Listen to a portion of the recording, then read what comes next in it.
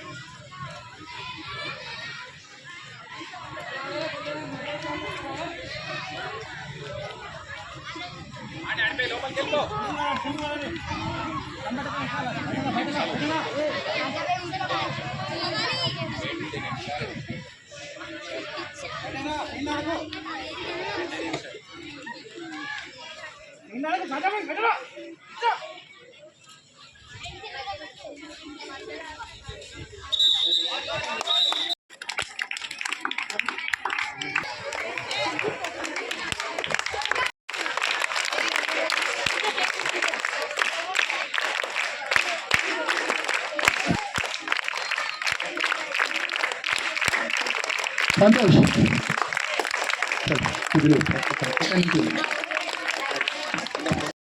ZPHS Manepalli గట్టిగా చప్పట్లు.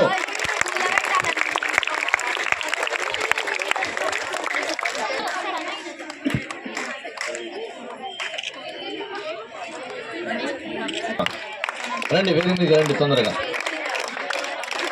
Kho kho అండర్-14 girls ZPHS బండపోసనపల్లి kho kho, తొందరగా రండి అమ్మా. మీరు కూడా టీమ్ సిద్ధంగా ఉండండి.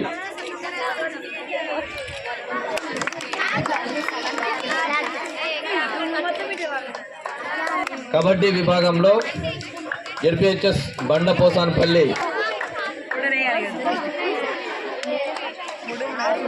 ZPHS Mangalaparthi kho kho second prize. ఉండండి అమ్మా, రండి, గట్టిగా చప్పట్లు.